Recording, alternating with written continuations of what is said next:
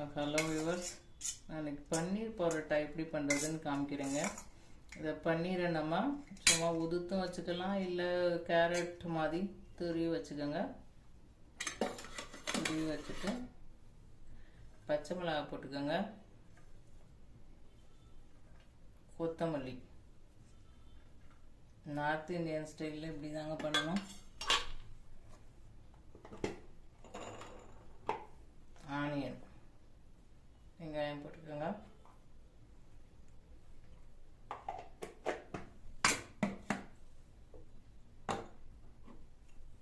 உப்பு,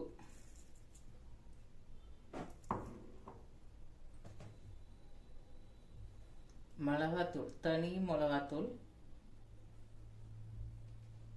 பச்சை மிளகாய் போட்டிருக்கோம், அதனால பார்த்து போட்டுக்கோங்க. இது மல்லித்தூள்.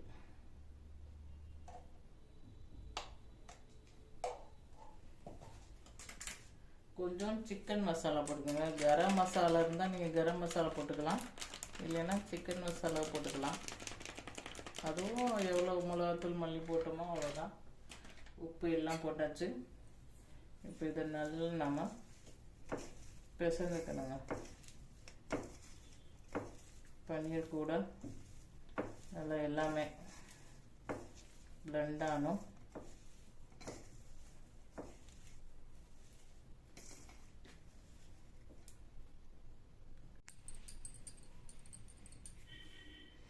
நல்லா கொஞ்சம் பெருசாகவே மாவு எடுத்துக்கோங்க. உள்ளியால் அதுக்கு தேய்க்க முடியாது, கொஞ்சம் நம்ம உள்ள ஸ்டஃப் வச்சு மடக்கி திருப்பி தேய்க்கணும். அதுக்கு தகுந்த அளவு மாவு எடுத்துக்கோங்க, தேய்ச்சிக்கலாம்.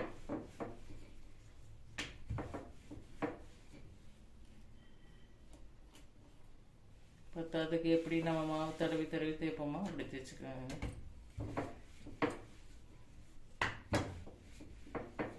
அவ்வளோதான். நீங்கள் இதை உள்ள வச்சுருங்க.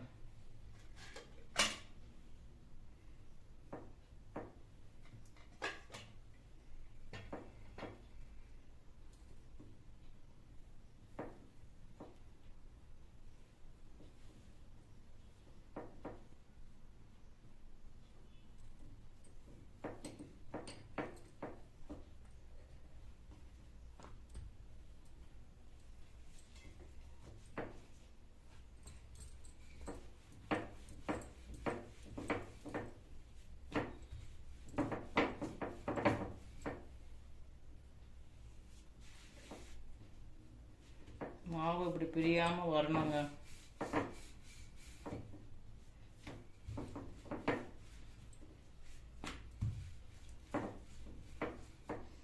அவ்வளோதான். கல் இங்கே காஞ்சிட்டு இருக்கு.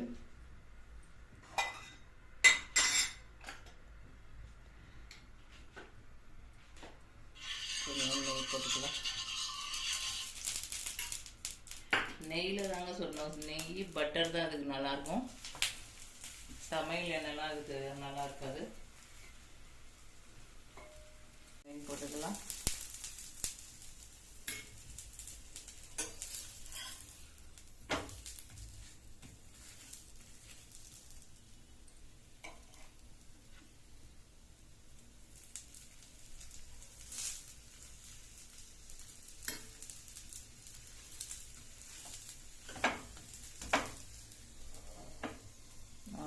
சேனலில் எல்லா பரோட்டாவும் காமிக்கிறேங்க. நார்த் சைடில் போடுற ஆலு பரோட்டா, கோபி பரோட்டா, மூலி பரோட்டா, மூலினா முள்ளங்கி பரோட்டா,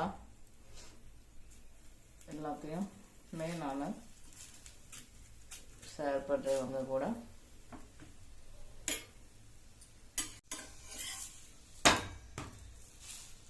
இது வெந்துருச்சுங்க. ரெண்டு பக்கமும் இப்படி கோல்டன் இதில் வரணும். உள்ளே இருக்கிறது வெந்துடும். பன்னீர் தானே ஈஸியாக வெந்துடும். அதனால் கொஞ்சம் தாராளமாக நெய் போடுங்க, குழந்தைங்களுக்கெல்லாம் கொடுக்கணுன்னா.